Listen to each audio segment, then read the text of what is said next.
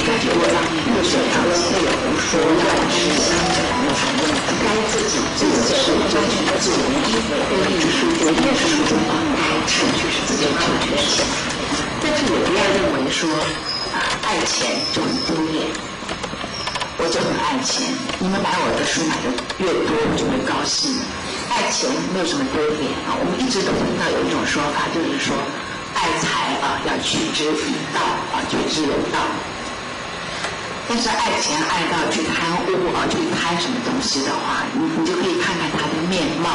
真的是看起来会很可怕。我们有时候看很多生意人的脸很丑，其实是因为他不只是爱钱而已是爱的过分，有贪念在心里。因此我们说相由心生贪念在心里，那个脸就会很丑的。我不晓得你们准备了几个问题，我看不能这样答，因为我每一个题都可以讲3个钟头，我讲少一点好，那下面要问什么？可以了。老师近几年为了青少年的问题，然后写了一些书，像是给年轻的你，还有成长的迷惑等等的。那老师是什么样的机缘，然后会去从事这方面的创作呢？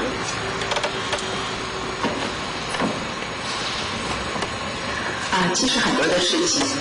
都是不小心不小心的结果就会常常有一些很好的收获。过啊。其实我写这个，而要把它叫做年轻五书啊。写这个年轻五书主要的是刚开始的时候是广播电台找我说，能不能在那个年轻人的节目里面谈一谈比较有内涵的东西因为他们是一个热门音乐、西洋热门音乐的节目常常被说成说轻哐啷的乱叫乱吼一顿，什么东西都没有。那他们就希望说，在休息的时间在播音乐休息的时间里面有10分钟的比较知性的、比较安静的一些内容。那么他们就找我的原因是因为我自己有3个小孩那个时候都是青少年。那么我自己有写作他们觉得我又懂一点我很爱读心理学方面的书，所以他们觉得我蛮合适一个母亲来跟年轻的小孩谈谈话。他那个节目是用录音的，但是是从礼拜1到礼拜6都有，所以每天10分钟。10分钟我本来就是想一个主题，然后就去讲。可是讲了大概节目播了1个礼拜，就开始一直不断的有人写信跟打电话，那时候还没有email一直不停的写信跟打电话来要说你昨天播的那个稿子能不能够送我一份？我觉得很有意义甚至于到最后就会有人寄钱来比如说老师寄钱来，就说我是某某学校的老师，我觉得这个东西非常好我寄1000元你能不能够把这一次的那个就是让那个权利让渡给我们我们全校都可以来读。作家可能比较穷也比较笨，碰到就会觉得说大家看我的样子，其实去赚多一点钱的能力好像还有怎么会觉得写作呢？写作真的是蛮累的。那么但是那个时候忽然间灵机一闪呢，就想说既然都有人出1000块钱来买一次那我为什么不自己去把它卖掉呢？因此我就立刻就在广播里面告诉大家说那么多要稿子的朋友，我没有办法每一个人都满足一个办法就是你自己把它录了音，然后整理成文字我授权给你，你可以免费的去使用。一个就是我要开始在报章杂志上面刊登这个东西了你们就看报纸吧看杂志吧。我就开始写了开始写的时候就发现说蛮多的报纸杂志都要这个稿子，那我就用各种不同的题目一部分稿子在这里发表，一部分稿子在那里发表，很快的第1本书就出来了。那时候还没有想那么多很快的尔雅出版社的尹地先生就问我说拿来出书吧在报上登了蛮不错的。于是人家说一鱼2吃我那个其实是1鱼3吃了，先广播然后就是登在报章杂志上，然后就是出书，其实是1鱼4吃啦。很多人就请我到学校去演讲这些东西，我就说在广播里已经讲过啦邀请的老师或者校长就说没关系，你从第1篇讲到最后1篇，我说那要讲2年他就讲说没关系，你来你愿意讲什么就讲什么，我们要听那个里面的内容。所以实际上变成1鱼4吃就很开心的做这个事情。因为常常发现就是当爸爸妈妈跟小孩子说话的时候，小孩子我相信你们都做过这种事，会跟爸爸妈妈讲说哎呀你不懂跟你讲没有用，你不懂你老师讲，但是当老师对你讲的时候，你会讲说，老师都不了解我的心，老师只会讲说，你一定要用功读书啊，读中学的时候不可以谈恋爱。其实老师忘记了他自己读中学的时候，偷偷给女学生写信的那个过程，可能忘记了，就是这样子。就是好寂寞，很孤单，没有人了解我，爸爸妈妈啰嗦，老师只会管我，只会讲，你要是不乖我就记过，你要是功课不好的话就怎么样，甚至于国小还要打。但是有一个人，这个人好像就认识，又好像不认识，可是他又知道很多。那么你会觉得这个人又是个大人啊，你就觉得说，这个人我不必见他的面。我听他的声音，我看他的文字，我觉得我很信任他，那么我就可以开始给他写信。因此后来做广播，在报章杂志上登文章跟出书以后，我的节目本来就叫爱雅信箱我的节目就变成说，在没有 email 的年代里面，也没有那个时候刚开始没有电话的call in。后来有了电话的call in，但是我拒绝，因为我觉得说在电话里面直接的去跟年轻人说话万一我说错话了，怎么去补救？所以我就拒绝用call in的方式后来就变成说，你可以打电话到广播电台然后我从这些答录再去做一个回答。没有想到这个节目一做差不多做了7年。做了7年，做7年，后来停掉，是因为我先生生病到他过世，我实在没有时间去做这个工作。那么7年里面出了5本书，5本是挑出来的，有很多的问题或者很多的内容我把它移除了，因为觉得不是那么精彩不是那么精彩，就不好看。像有的人会写信来问说。我隔壁的同学常常放屁，我怎么办？我心想，这个东西也要写在书本上吗？这个节目你打一打就好了就是说，他常常放屁，你可以嘟嘟的放给他闻当然是开玩笑的啦。可是真的有人问这样的问题，你只好跟他讲说，那你恐怕要好好的跟这个同学讲说。有些食物是非常容易制造气体的，为了全班的和睦，可以请你不要吃这些食物，比如说什么草鸡黄豆、高丽菜，蛮多的食物，稍微少吃一点，不要吃太多就没关系。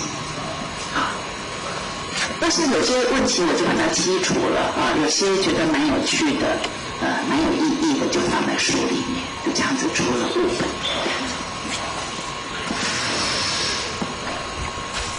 老师在《成长的迷惑》这一本书中提到，男生头脑运作的是皆须限固，为什么您会这样认为呢？用脑子想事情的时候，如果旁边有人在聊天嘻嘻哈哈啦，或者在吃东西，尤其是吃东西，人家在我旁边吃东西，叫我去用脑子想一些伟大的事情，我是绝不答应的。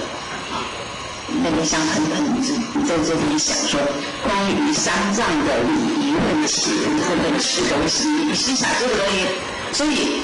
其实所有用脑子的事情要比较孤独的一个人躲开安安静静的去做一个思维，我相信出来的东西会比较完整，比较有系统，比较合逻辑性。对。我想作家都是这样，有一点自虐的接受这种寂寞的快乐。老师，你经常在作品中也提到说，一个人孤寂的时候会比较有办法跟力量去做其他的事情。那在群众中就完全没有办法有余力去做这件事情吗？在群众中其实比较适合的还是，我觉得还是交流和沟通像我一个人坐在这里一直讲其实我在讲话的过程里，我相信你们有的时候心里也很想说，你有意见啊，或者你附和啊，或者什么，你一定也有话想讲。而且我觉得一个人这样子一直讲，其实没什么意思。跟群众在一起，还是我比较喜欢打成一片，对。但是作为一个演讲者，其实是很无聊的。每次，我已经尽量放轻松了，可是我还是不能够像在家里那样子，比如说把脚放在桌子上啦，把裙子，因为很热，把裙子搂起来，因为我一个人住嘛把裙子搂起来或者跟猫在那里打闹那种不好看的样子。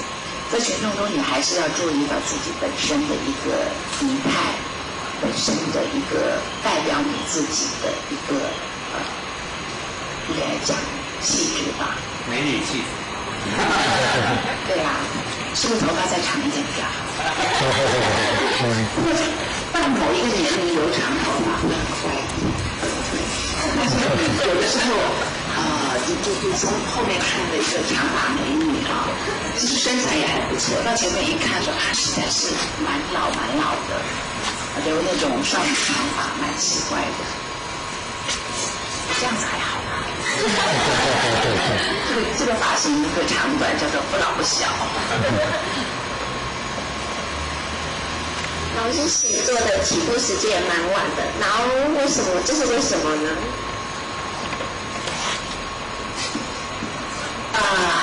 这个很重要，要讲出来，给你们一个意见。我20岁就结婚了，在我的那个年代都算是非常非常早的。不过我不是我们同学里的第一名我才拿到亚军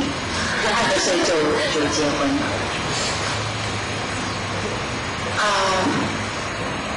21岁生大儿子。你们一定会想说先上车后补票，没有儿子绝对是结婚以后怀孕的但是这个并不代表结婚以前没有做说什么假话因为我在我的那个年代，我就觉得说。我们那个时候是绝对强调婚前不可以有性行为，有性行为的话，那简直就是品格卑劣可是你要按照动物学来看的话，动物学里面就是说你到了成熟期就必须要交配嘛。那为什么人因为读多了书就必须要靠一张纸来维持一个信用你必须要有结婚证书，你才可以做动物行为那只是因为把人当成说是这个万物之灵，应该与一般的动物不同。而实际上，一年一年的我们可以看到，其实人在很多地方是不如动物的非常多的地方，包括亲情你看我现在很多的爸爸妈妈杀自己的小孩之类的事情，我觉得动物里面没有动物里面它有一种动物性，就是说，譬如一只狼它生了5只小狼，有一只是残疾，或者是根本就是很虚弱的小狼，吃奶也抢不到奶然后它越来越小，越来越瘦。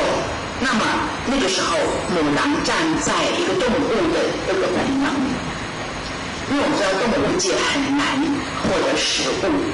尤其是妈妈怀孕跟生产以后，又如果真的是在冬天下雪的时候，很多的动物就会把自己生产的那个小动物里面最弱的、残疾的、最看起来没有希望的那个把它吃掉。为什么？因为它牺牲的那一个，它就会有奶水来哺育其他的那几个强壮的。因此我们人就常常觉得说，你看动物这种兽性多么可耻作为一个母亲竟然吃自己的小孩，但是这个是一种动物性，后来延伸到人类的话，人类就是在怀孕的时候，如果这个怀孕的小孩不是自己期待的，就去做流产的行为，这个时候人就不说，你看动物多么可耻，他就觉得说，我是为了我的家好，我是为了我其他的孩子好，所以我要去做流产。所以我们人常常是有多重标准的，在指责别的人或者别的动物的时候，会比较严苛对于自己会比较松宽松一点。那么以我来讲我是真的是结婚以后才怀孕的，你们可以算日子，开玩笑的，就是我一直以来都不觉得婚前性行为有什么错，但是任何物品都有但书，托大力卖造。你有本事你就做做看，看你后果会怎样这个是很重要的。你要随便做，一切的后果你负责，你就说好，我就是一切后果我负责。对不起，恐怕不管你是男生是女生，这个后果你很难负责你很难负责。像那个时候我跟我先生之间的约定就是说，如果真的怀孕，我们就结婚因为我20岁，我先生比我大12岁，我真的是跟一个社会人士在交往。所以那个时候可能就是有一点想要逃离家庭吧，因为以前觉得说跟父母之间的关系非常恶劣但是现在想想，其实是那个年代的父母会把小孩当成自己的财产。就说我把我家的儿子是我家的事，因为那个年代不同所以那个时候如果说父母对于儿女过分严苛他情绪不好就跟你讲说去那边跪着，那你就叫他去跪着，没有理由的。所以时代不同了，现在的父母大部分都比较讲理那我那个年代，可能各位在读曾经的时候也读到说，我在书里面对于我的家庭其实琢磨不多因为很多话不能讲。但是真的讲出来的话，就会变成说，我会把我的家庭讲到不是过分的一个 home sweet home 就是会把我自己真正的家庭的那种调子讲出来。其实我的父母很爱我，只是他们的爱的方式就是说所谓的不打不成器你这个数学考不及格，当然要打那你国文呢？你国语如果说没有考到85分，那当然要打这个有不同的标准。如果你晚回来的话，当然是去跟男生鬼混了，那回来当然就要跪在门口不准进门就是他的想法会跟现代的人的想法不大一样我的父亲前几天才过生日，就是过所谓的米寿，有没有？88岁。所以在我小的时候，他父母那个思想观念会比较旧的吧。那到现在就是父母对我的好，我已经能够明白了。可是说老实话，我到现在看到我爸爸妈妈还是话很少因为你从小怕一个人的话，你不会忽然间就觉得说，我现在我强大了，我有名了，我很多钱了，或者我怎么样子了，我就不怕你们了，不会的，不会，还是会怕。所以我跟我父母之间，就是现在见面是很安静没什么话。所以告诫各位不要以为你们还早，等你们结婚有小孩的时候，不要认为说，以前我爸爸就打我为什么不可以这样子打我的儿女太早结婚是非常非常不好的。因为我跟我的大儿子小的时候，他小的时候其实也是我小的时候。请问21岁的人比1岁的人是什么样子就是小孩跟小孩一起玩嘛。我每次看了，那时候家里没有钱，我每次看到我的儿子吃苹果的时候，就一直在想，这苹果到底甜不甜呢？这苹果到底甜不甜呢？因为买一个苹果切2半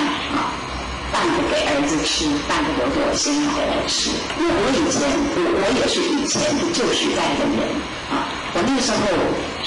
想法就是说，我先生在外面那么辛苦赚钱啊，应该是一个苹果他们2个分，而不是说分成3份，3个人来吃。因为我的思想观念还是比较以前的。另外就是我是双鱼座，各位知道双鱼座就是说我的东西通通给你，给同学、给朋友啊，给亲人、给不认识的人都可以，我自己可以不要吃啊。所以我相信很多人说，如果你要交朋友，他分给你半个馒头，他只有一个馒头分你半个啊，这个朋友可以交，对不起，错了。这个分你半个馒头的人，他是双鱼座的，或者他是白羊座的，他的本性就是这样。双鱼座的人比较笨，他忘记了说明天不吃他会死啊，他就想说啊，你也没有人吃，我就分你半个，明天再说。所以每次看到我的儿子吃好东西的时候，我也会很馋啊。看到我的同学跟男朋友出去玩的时候，就在想说，那我为什么要在家里面洗尿布、擦大便？所以各位想清楚啊，不管你是男生是女生，太早结婚啊，你除非你说我就是要做顶客族，我不要小孩，那2个人要说清楚啊，而且你要抵抗得了你父母这一关啊。我们常说社会压力比较大，那么我做了父母以后，我的小孩得到很大的快乐，当然前面有很可怜的时候，因为一个错误的学习我对我的小孩就是实在没有办法的时候，大声吼，这个完全是从我父母那边学来的。吼了以后没有用的话，抓起一个东西来就是你再闹，你看我不揍你。因为我在想说真可怕，我的样子跟我的妈妈完全一样，甚至还加了我爸爸的样子把小孩一把抓过来，小孩都吓死了。我就想说我真的很差劲，所以我写那5本书其实也有一点自我修正的一个作用。我一直不停地告诉我自己可能在我的小孩小的时候，我对他们做错的事情，他们到了青少年，我一点一点的去修正我自己。所以我的大儿子常常抱怨说，妈妈你为什么对弟弟妹妹那么松？我记得我小时候对我好严啊，其实就是我一直在修正可是如果你们的话如果养成阅读的习惯的话，你会发现要做好父母也是蛮容易的。但是第一个要做到的就是耐心现在讲太早了，以后再来问。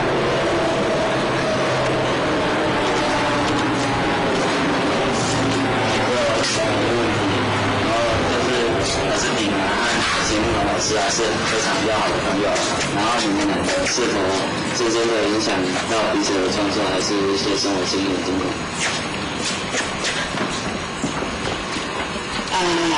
我跟席慕容有10年感情非常要好，对，但是现在联络的比较少了。大家不要以为成人的世界里面友谊就可以长久的维系下去，就算是成人也会吵架，也会因为种种的事情而不愉快，以至于比较少来往。对，我对形容的情况就是这样。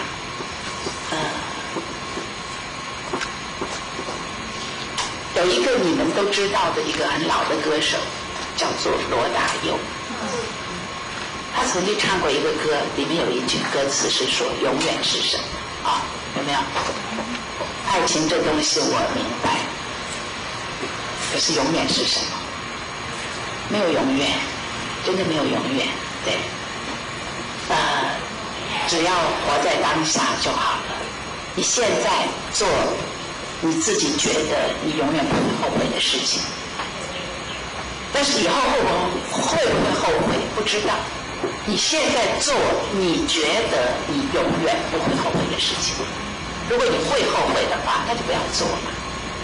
但这个永远再过1年可能就会变掉，或者再过10年会变掉，或者真的永远不会变，很难讲。但是要相信没有永远的事情，只要当下做得对啊，自己能够稳稳地坐在这里，知道自己做的事情没有错就好了。谢谢老师。然后第二个问题就是，老师很喜欢猫啊，然后在有些文章还写到你带猫去打针啊，然后回来就猫突然不理会你的事，为什么你会这么执着的喜欢猫？我没有执着的喜欢猫哎。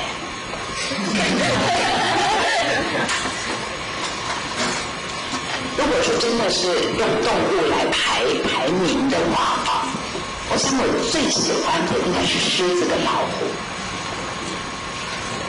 熊也不错。狮子、老虎、豹啊，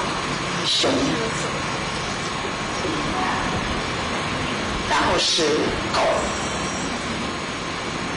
猫排在狗后面，要讲小声一点。我家住4楼，没有办法养狗，因为我会站在阳台上大声的骂。请问是谁家的狗在叫？主人出来管一下。因为狗是一个需要大空间的动物，而且你每天要带它出去遛啊。如果养在那种我们家30几平，以前是五个人住哎，我3个小孩啊，我跟我先生5口人住。你养狗养到哪里呀？只能放在阳台嘛。可阳台那么小，而且狗叫起来会吵到邻居啊。我们对面的巷子又隔得很近。我是一个非常重视公德心的人，所以我从来没有我结婚以后啊，从来没有养过狗。小的时候在家里面有养过狗，那是爸爸在养啊。那么第一志愿是狮子、老虎啊、豹啊，然后狗、熊、狗这样排上来。前面的都不能养，就养能养的吧，对，就养个猫，对，没有执着了，只是说，因为你养它，你就要负起责任来，我非常负责。我有一只猫，今年马上要过生日了，你们要不要给它做寿？它是白羊座的猫，白羊座的那么现在是天蝎的日子啊，就是到明年的3月嘛，也没有太久了。我的猫明年3月要满18岁，对，所以你们就知道说这18年来啊，我是多么的孝顺它。因为很多人以为养猫很简单嘛，你给它吃一点猫饲料就好了。18年前猫饲料只有外国直接进口的，非常贵。我记得我有一次它是流浪猫，这猫是流浪猫我记得有一次我在那个卖狗饲料的那个橱窗那边看那个猫饲料，看了半天。那时候好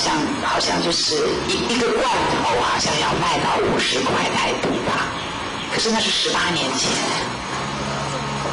那饲料也是，饲料只有小包的，每一包都是几十块。那时候想说，我们小时候养的猫都是杂食，猫本来就是杂食类嘛，就剩的菜汤去跟个饭拌一拌，猫就吃得好好的。结果后来我就想说，我小时候的猫为什么那么可怜？那我现在的猫为什么要吃饲料？不给它买那么贵，50块一个罐头，我吃的罐头一个才20块，所以我就回家了，没有给它买。结果这个猫，我们在这个养生学里有一件事情各位也不妨记下，就是如果可能的话，没关系啦。这里有熊，不会熊，是吗？不是维尼啦。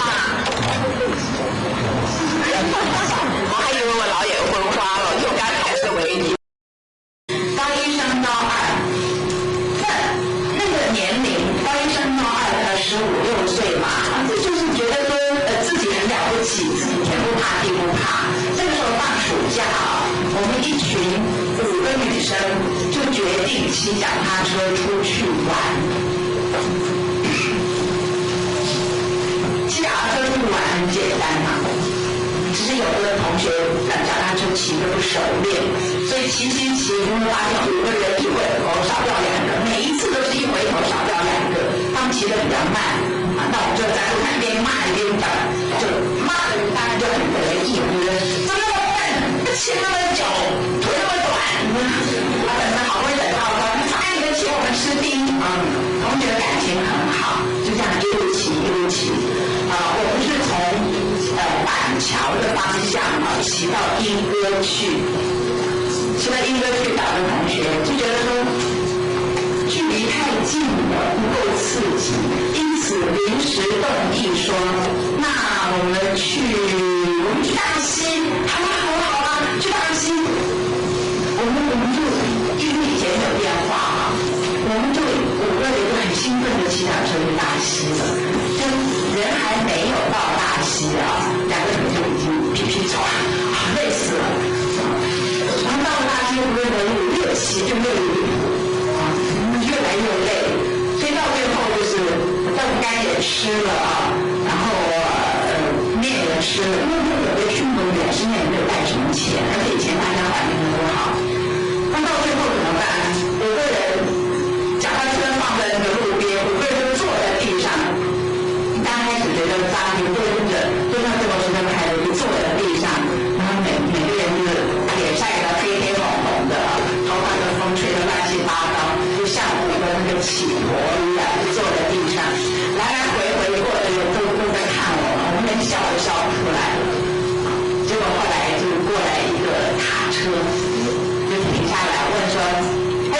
要不要搭电车？”你就觉得这人讲话那么没有礼貌，一定是坏人，不要理他。可是你心里又想说，人家问你要不要搭电车，你不搭的话，你怎么回家呀？我们大溪是在桃园我们住在台北，板桥属于台北，你要不要搭那个车？5个人呢，就有一半讲说是要搭，一半讲不搭。5个人一半是指什么？是2个半人，就有一个人一下说要搭，一下说不搭。结果那个开车的人就说：“我数到3你们要是不上来的话，我就开走了。”结果他1、2，不是5个人就跳起来，都爬到车上去了，我不爬就在地上，我们5个人就爬在那个卡车上面。然后后来那个司机就讲说：“哎呦，车都不要了，很贵的耶。”结果他下去把5部车递上来，我们在上面把5车拉上来，5个人就坐那个车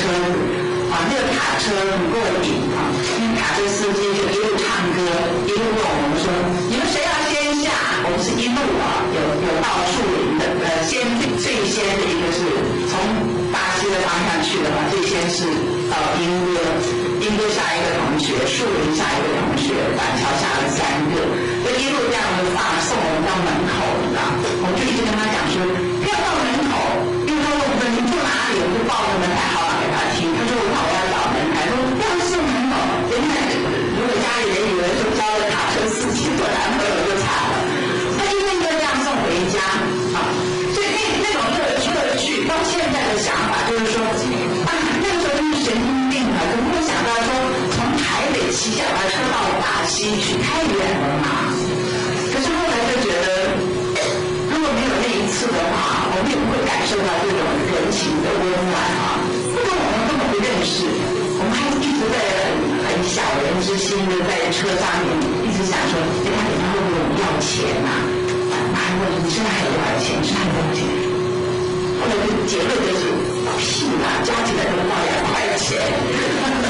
当然有2块钱比较大，可以吃1碗面，但你又不可能拿去付车资嘛，所以我们就想怎么办？他一直那么好心，是不是要我们要钱？结果人家根本就是完全就是帮助我们这是一次很快乐的旅行。我还有一次是我一个人，那次真的把我吓死了。我是一个人跑出去玩，自己非常潇洒，就是很快乐走路结果走到一个地方下大雨，夏天我记得我穿了一个那种没有袖子的，女生嘛穿没有袖子的白衬衫，那个时候高2就是说刚刚开始穿胸罩，他自己觉得自己美美的，哎，又知道很贵啊，他就觉得很美啊，自己穿着刚刚开始穿胸罩。我们现在的发育的比较早啊，很多人国小就用了，我们那时候比较晚，然后自己一个人美美的走在街上啊，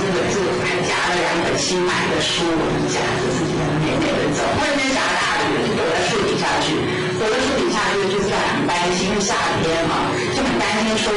那个雷不是都会打到树上嘛，会打到树上，招人打的都非常害怕，就是你真的没有地方去躲，雨太大了，那种夏天下午的雷雨啊，就越说越冷，就一直在那里，就过来一个卡车。因为以前大就不是有很多的轿车嘛，都是卡车，那个门就推开了，就说上来，我一看，一个卡车司机一个捆工2个人，我就心想，哎呦，我碰到坏人了，就很害怕。女生会有这一方面的先天的一个恐惧啊，碰到不认识的男生就想，一定是坏人。而且爸爸妈妈都讲，不要随便跟男生讲话，都不吃东西啊。所以非常害怕，下那么大的雨，我心想说，当现在要干嘛的话，我拉着卡都没有人听到，雨真的非常大。那个我就很狼狈啊，我就想怎么办呢？你上去也没什么好处，你在这边也会被雷打死。要出去走的话，雨实在是太大了，那种倾盆大雨。那我就跟他讲说，我不要，我说你住哪里？就说住回去，我们送你回去，不要。结果后来那个款工力气很大嘛，款工从那边下来，就把这个门打开，把我从我后面就这样子用手在我这2个这个地窝上面一顶，就把我送到车上去了。我那时候就想说，完了！而且我是坐在他们2个人中间，那女生啊，再低头一看，白衬衫已经透明了，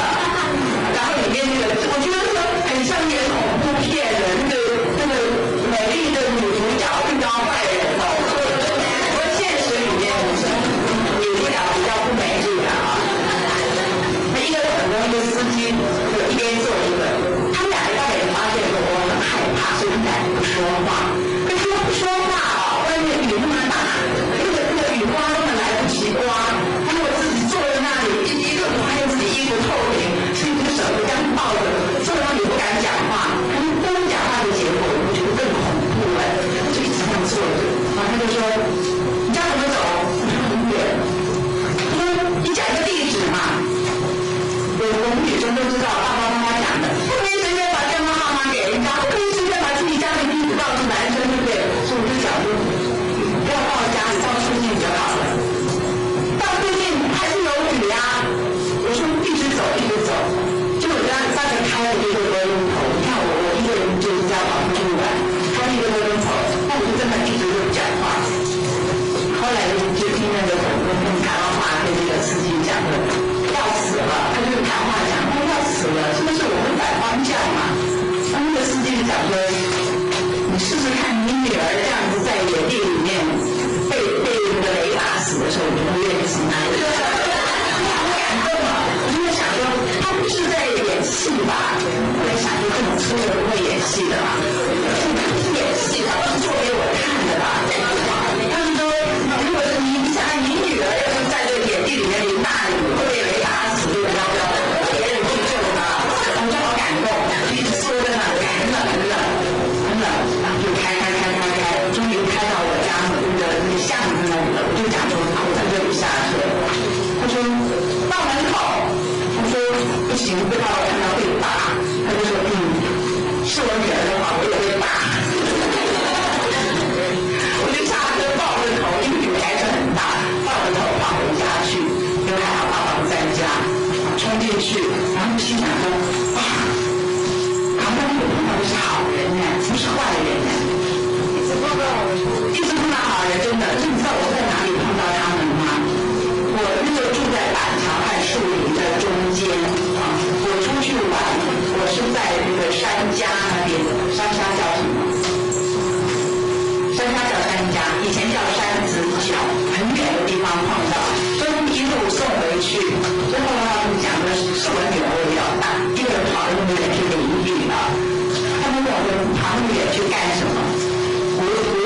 叫我去探险，我出去一个人玩，但是我就一直觉得好兴奋啊，好棒啊！这个卡车也好高哦，下去都跳不下去。这个司机就普通要先下去让我下嘛，就我根本就下不去。那个大卡车非常高的，大概我想可能就是类似现在运沙石那种非常高的那种车道的那样。所以我站在那里，我发现我根本下不去，他刚刚就可以从下面这样把我这样顶了上来。所以他就在下面就手这样接着，我也只好乖乖的伸手过去让他这样拉下去。我就觉得好棒哦，坐卡车耶，好慢慢的，好棒哦！完全已经忘记说刚才站在树底下说，这个雷一定会打下来。他也忘记说，这两个坏人，而且这个手背上也有刺青，看着真的很害怕。后来就想到，我们常常以貌取人啊，其实那个刺青或者长得凶凶的、丑丑的人，不见得是坏人啊。其实我们现在常常看到的坏人是拎着很漂亮的公事包啊，真皮的，头发梳得很漂亮，打着领带啊，到人家去按铃说：“妹妹，爸爸在不在？我说你爸爸在旁边哦。”那种人可怕，还比较不可靠一点。我不知道台南的情况怎么样，台北现在变成了真的是骗子很多，专门骗钱啊，骗别的还少，主要的是骗钱，太多了啊！但是不要因为现在外面的坏人比较凸显而放弃了出去旅行的机会啊！你看我有非常多的在国外旅行的快乐回忆，但是我在台湾就是小小的地方小小的乡下，用走路的方式都能够常常碰到一些有趣的事情。我还曾经有一次跟几个朋友在那个又算是哪里呀？忘记地方了，叫什么地方？我们走到山里面，就是要找餐厅要吃饭，就山里面没有嘛。那我们就碰到一个年轻人，我们就问他说：“哎，请问这附近有没有吃面的地方？”当然不能讲吃饭啊，有没有吃面的地方？他说有。我说那怎么走？我带你们走。那我们两个女生就跟着他，一边跟我就心想说，就算你是骗子，我们有2个女生就跟着他跟走好久，东到西到的山边的小路，绕到一个有房子的地方，他就说这边，我们就很高兴说谢谢你带队，谢谢。那我们就超过他走到前面去，就在找面店的招牌在哪里。结果他就讲说不是那边嘛，是这边。他就说那边是堂屋，听得懂堂屋吗？堂屋就是客厅这边是厨房餐桌在这边。那我们就赶快跑到这边一看，里面空空的，然后他就进来了，大声的喊譬如喊阿美，还喊什么阿美什么的，喊一声然后就有一个女生就跑出来了，他就讲说这是我太太。他就讲说，你去煮面煮点东西给他们吃，他们要找餐厅。结果他就把我们带到他家去了，跟他说，在这种山里面哪里有餐厅，哪里有卖面的地方只有我家有你们就来这里吃好了。那我们就在想，不是现在有讲有镖客就是带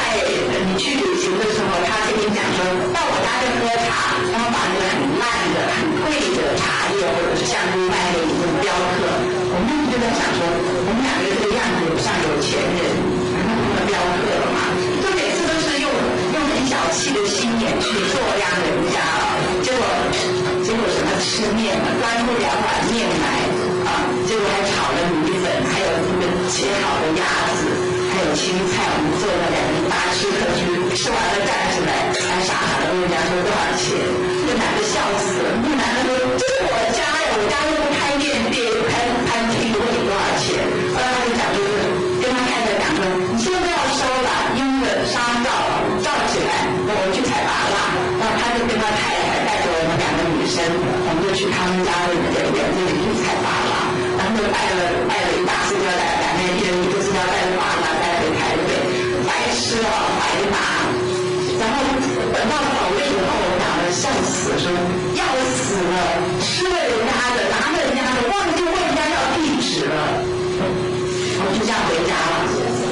连写信去道歉都没有，因为不知道地址啊。可是你就觉得说，哎，怎么有那么好的人呢？就是他很亲切的把你当朋友一样，就到他家去吃饭去了。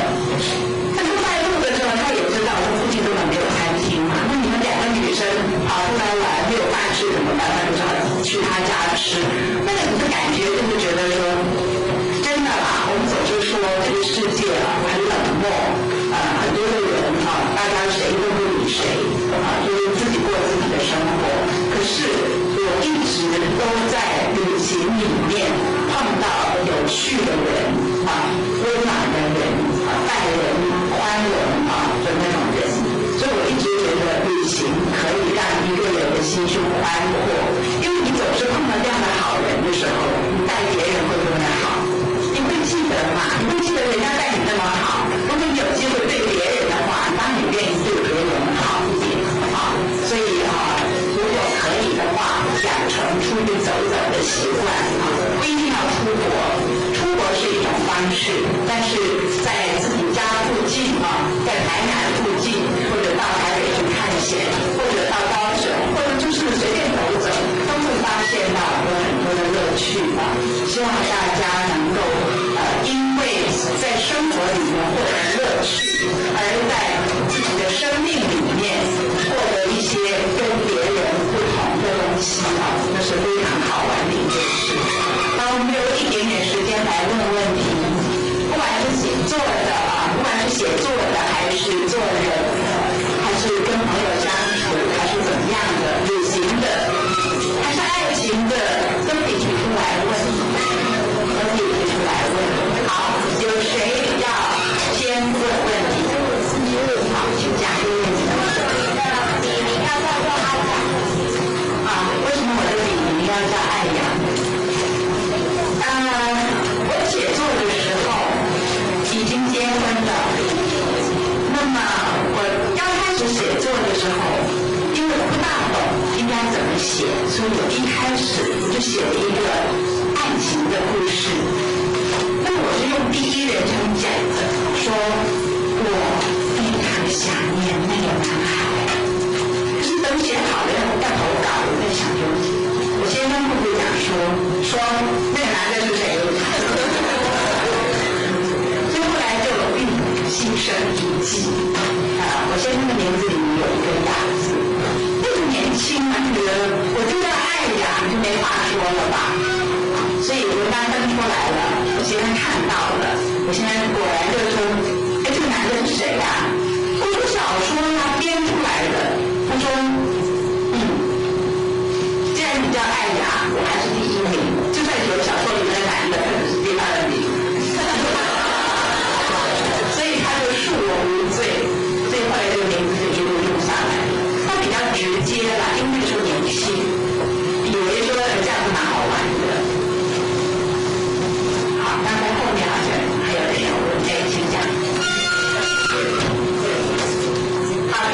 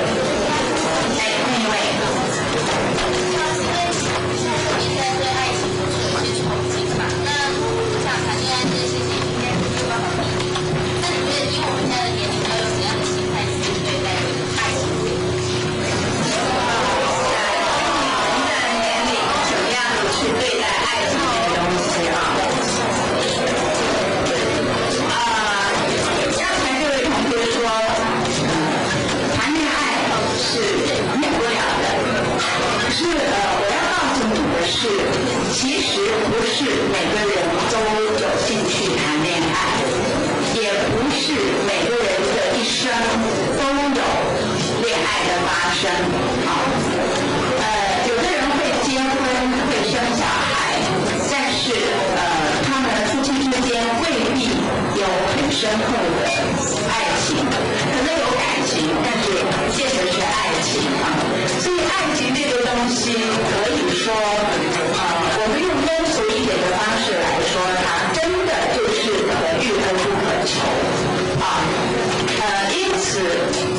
当真正的爱情来的时候，也要看每个人的个性。像有的人他就是比较冷淡对于很多事情的反应都比较慢，比较淡，比较不是那么在意。可是另外有一种人，他就是碰到什么事情都很嗨，有没有？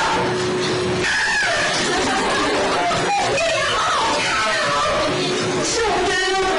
电影好好看就好好看，干嘛要那么样？可他们个性就是那个样子。就当这种人谈恋爱的时候，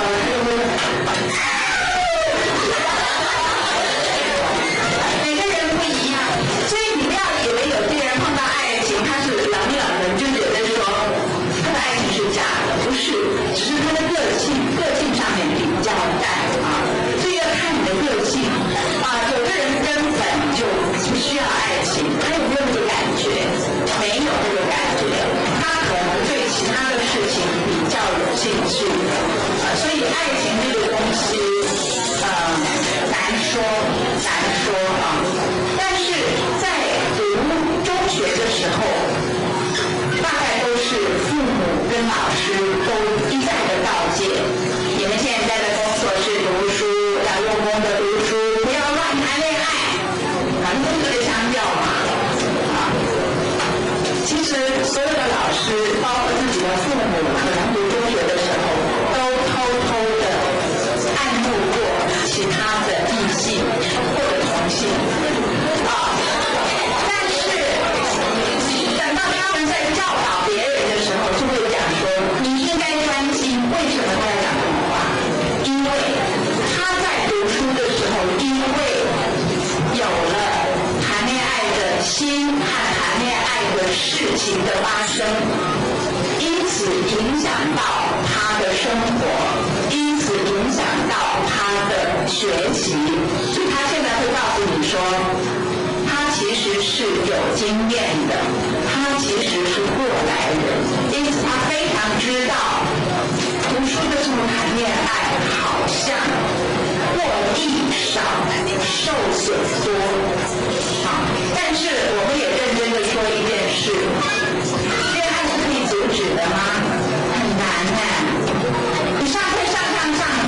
就是要斜着眼睛去看看窗外，隔壁班就下课了，隔壁班的男生跑出来了，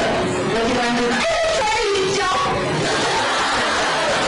的心又在那个地方，你的心早就离开那个黑板了，这是一种自然的现象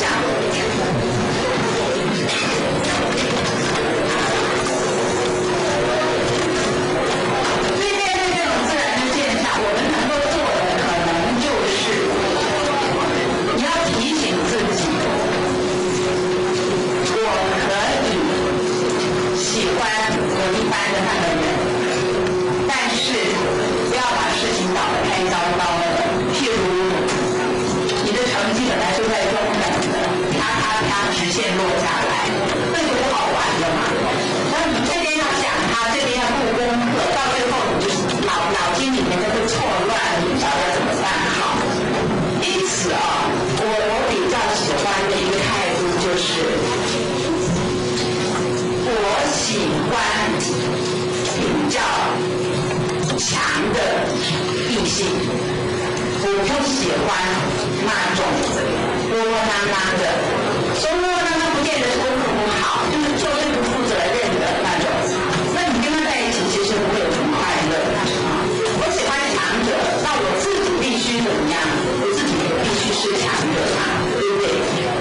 如果我把自己弄到很丑、很胖，虽然我现在有一点胖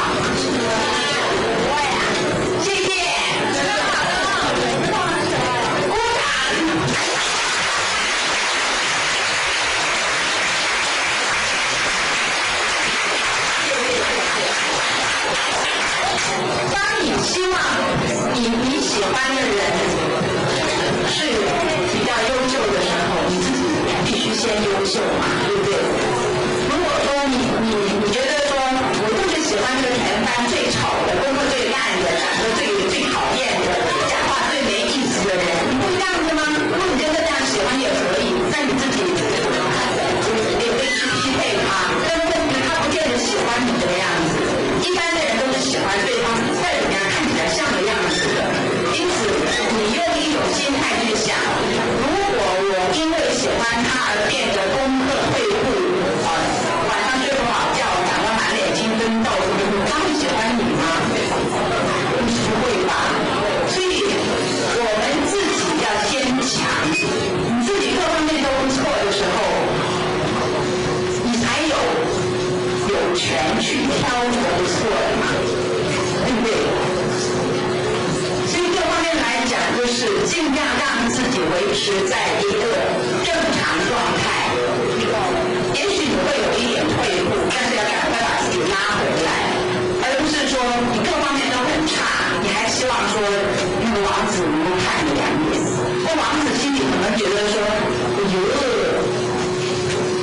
那是恐龙妹，因为什么功课又不好长得又不好看，又很讨人厌，等等等等。所以你自己必须要强，你自己强的时候，不管是你匹配好的，还是人家来挑选你，你都可以真的是站在那里像个样子的让人家看，甚至于你觉得，如果我够强，也不一定我要看人家，我自己的强，我自己就觉得很快乐了。对于爱情，我想不要影响到正常的生活而且我一直认为，在中学时候产生的感情，我认为不是爱情。因此我到现在我很喜欢参加同学会，不管是初中的、高中的同学会，我回去的时候我觉得我是一个公主，你们的公主回来了。为什么会有这种想法？因为当年我没有跟任何人去真的谈恋爱，就没有所谓的快乐的回忆。你回忆里面会觉得那个男生、那些男生都很可爱，或者说那些女生、那个女生都很可爱。为什么呢？因为当年留下来美丽的一个记忆。可是不是爱情。所以你现在以为是爱情的东西，等到你到20多岁再遇到的爱情的时候，你就会知道说，那个爱情是幼稚园期的，那个中学时候的爱情是幼稚园期的。所以只要快乐的两个人去相处就好了，不要以为说我们现在可以互定终身，或者是在肉体上有所接触，其实到最后你会发现根本不是那么回事。我的小孩他们的恋爱好像都在20岁以后，因为20岁以前男生女生都玩得很开心，但是不是恋爱，我自己也是这样。因此当你成长以后回头去想，那个快乐